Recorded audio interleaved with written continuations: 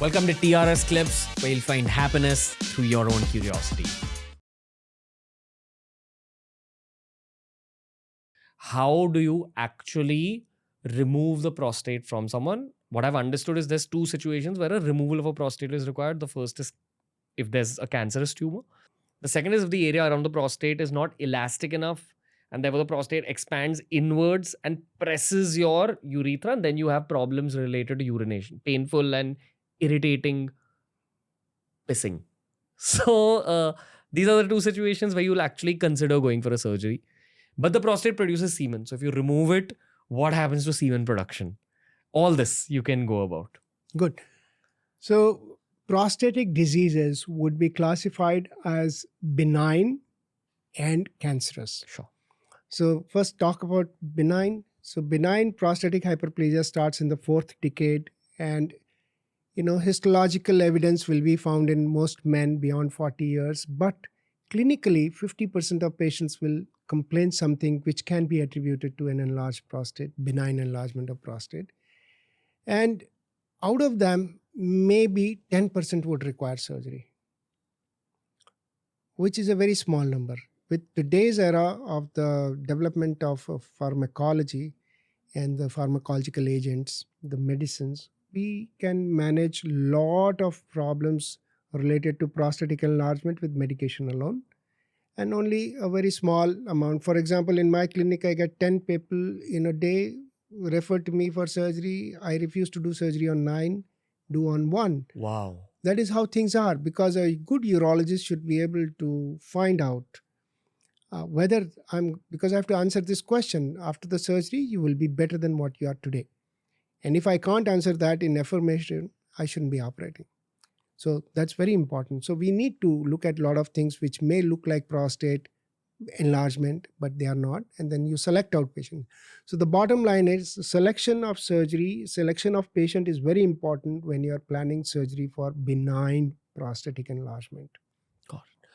So benign prostatic enlargement, when I was say 1984, 85, I was a student, and the professor would put in a finger after opening the abdomen, they would put in a finger and remove the prostate, like they will just pick it up and it would keep bleeding, and I would keep running to the blood bank and get blood, and patient would stay in the hospital for 2 weeks with 2 tubes inside the abdomen. Oh my God. But from there to TURP, which is transurethral resection, so we put in a telescope through the urinary passage and scrape off the obstructing tissue. As in the penis? Through the penis. You put in a telescope. We go inside the bladder, we go inside and we scrape off the prostate. 1 second, you put in a telescope and your medical devices. It goes through the telescope sheath. We put in a sheath, and then there is everything which is interchangeable through that sheath. The camera is permanent. Everything. The camera is permanent, and then you can then change the outer sheath is permanent, so that I don't have to rub the tissues. So there is a channel that I have established, and then go in and come out and remove the tissues. So you're not making any cuts on the body? There are no for this. cuts. But my point is, aren't you looking at the screen throughout? Of course, throughout. So it is under vision. The camera is always there, and then you put in different devices to go about your surgery. That's right. But my point is, you said how there's a tube called the urethra, and then there's the prostate around it.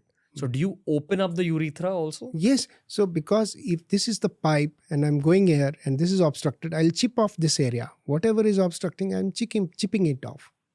Chipping it off? Yeah, we chip it off with electric current. We have a cutting loop. So we just scrape it, chip it. We keep getting chips. For example, if you were to grate a potato, so there's something that will make slices of potato. There's thin, long slices. So we scrape off the prostate which is causing obstruction and open up the passage. Hold on, no. I still haven't cleared my full logic surgically. You go in through the tube, you're seeing the camera. Now you are inside that urethra, which is squeezed anyway. So you'll make a cut in the urethra. Yes. Then go to the prostate and burn off like the... Cut it off. Scrape it off. Okay. So we see the prostate is causing obstruction. Right. So when you go in, you see that things are causing obstruction, that there is no lumen inside. So you cut it, keep chipping it off till you gather a lumen. So you go right up to the capsule of the prostate and remove it. Got it.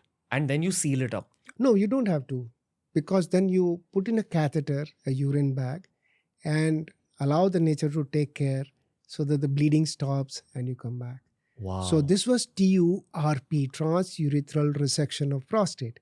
So when I was a student, I used to think that whenever you make a cut, you make a scrape, there would be a bleeder. There's something that bleeds, like a fountain. So you burn that, and then it clears off. Then you make next cut, again there is a bleeder.